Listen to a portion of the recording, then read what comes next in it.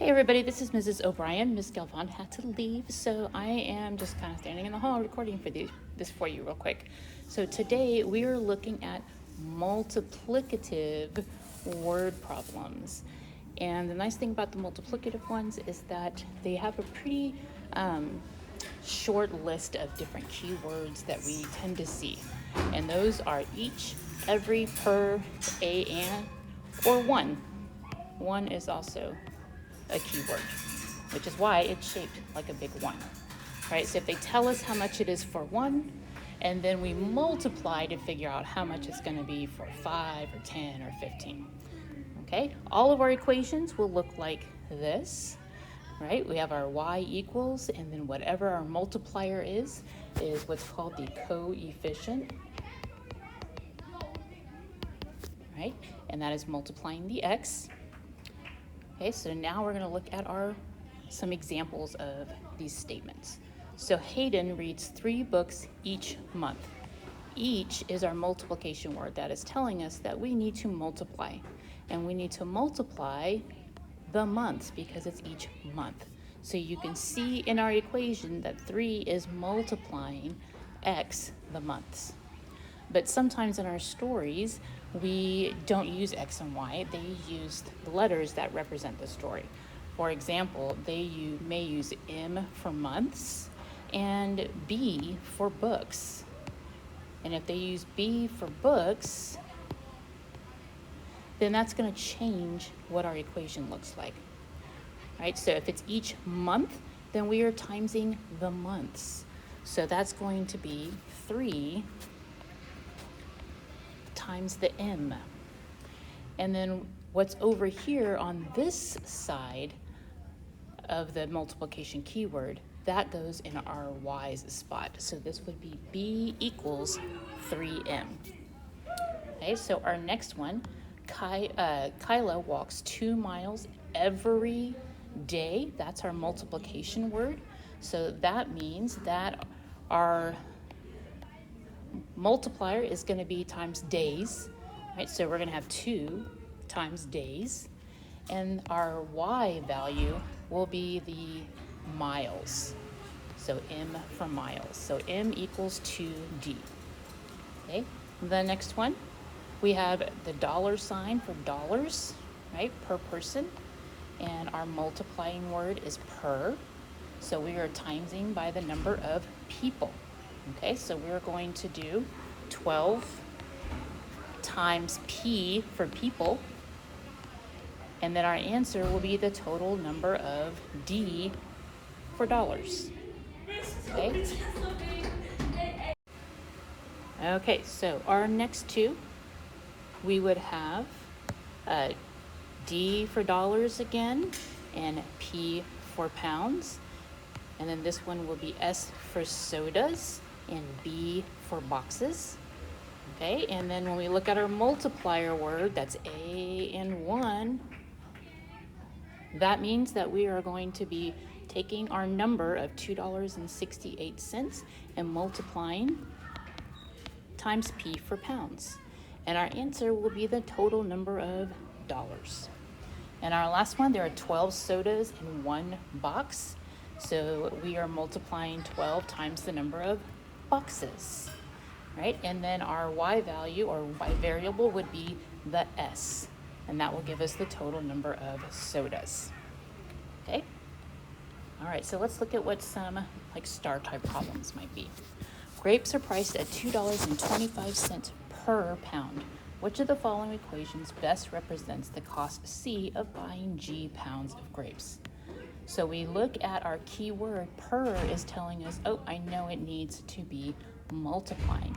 So if it's going to be multiplying, then I know I can eliminate which answer choices.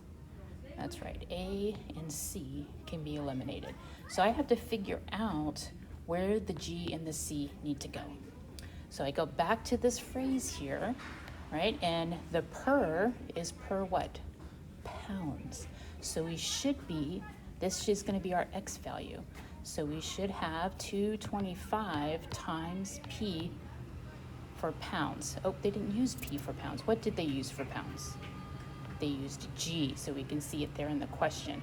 So we're going to replace that with 225G, which means the C is the other side, right? Because it's C is like the dollars, the cost. So our answer is D. Okay. Last one, the movie theater sells a bucket of popcorn, P, for $5.95 each. Which of the following equations best represents C, the total cost of purchasing popcorn, buckets of popcorn? Okay, so I see my key word of each, but there's nothing after that, right? Like each what? So I need to kind of rephrase it.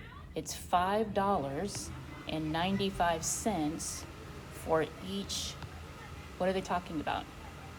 Bucket, yeah. So the number of buckets is my X value. And they're using a bucket of popcorn, P. So P is here. And then our C is our total cost. So C equals 595P. So A is the correct answer there. Okay, next one. We turn our paper over. Here we have Macy's earning $3 each day for sweeping the floor. What's our key word there? That's right, each day. So days is the X value. And dollars or total will be our, oops, that's not what I meant to do, would be our Y value. And we can see that on our table. Y is the total dollars and X is days. Okay, so our equation is going to be Y equals $3 times the X, the number of days. So if she works 0 days, she will make $0, right? That's the hard fact of life.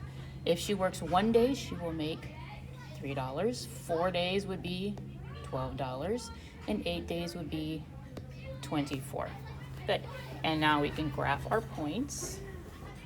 1 and 3, gotta go between the lines. 4 and 12. And then 8 goes off the graph, so we'll just do the first 3 points. And they should form a straight line. All right, last problem. A worker is building toys at a factory. He builds 9 toys per hour. Which graph represents the relationship between total toys built, Y, and number of hours, X? Okay, so if we go back and look for our keyword here is per. That is how we know that we're looking for a multiplying relationship. Okay, and the X should be the hours. And we can see that each of our graphs has hours in the X-axis. Before we can figure out which graph is correct, we need to know what the points should be. So make a little T-chart, and we're gonna label it X and Y. Okay, so if he's building 9 toys per hour, in 1 hour, how many toys will he build? 9. Good. What about in 2 hours? How many toys will he build? 18. Good. All right, so now let's look at the graphs and see if that's what they say.